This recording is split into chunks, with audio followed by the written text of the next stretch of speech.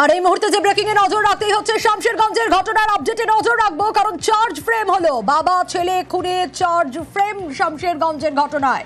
জঙ্গিপুর মহকুমা আদালতে charge frame হলো। আরো ডিটেলে বিষয় জানাতে পারবে প্রণব, রয়েছে আমার সঙ্গে। আপডেট নেব প্রণবের কাছ থেকে। প্রণব, দেখো, শামশেরগঞ্জে জাফরাবাদে পিতা এবং পুত্র, বাবা এবং ছেলেকে নৃশংসভাবে খুন করেছিল, তার 56 দিনের মাথাতেই কিন্তু তোমার 56 পাতার চার্জশিট জমা দিয়েছিল।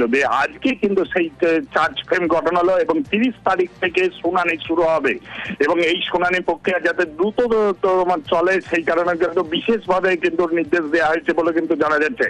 এবং প্রথমে এই 20 দিনের মাথায় এই ঘটনা 20 দিনের মাথায় মূল অভিযুক্ত যে নুরুল ইসলাম তাকে গ্রেপ্তার করেছিল, তারপর 13 জনের নামে এই চার্জশিট দেওয়া হয়েছে এবং বিচার প্রক্রিয়া দ্রুত শুরু হবে বলে কিন্তু সরকারি আইনজীবী জানিয়েছেন। বেশ,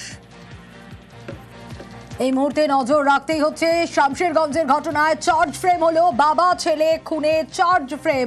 জঙ্গিপুর মহকুমা আদালতে চার্জ ফ্রেম। জাফরাবাদের যে ঘটনা, বাবা ছেলে খুন হওয়ার ঘটনা, এবং সেই ঘটনায় শামশেরগঞ্জে চার্জ ফ্রেম হলো জঙ্গিপুর মহকুমা আদালতে।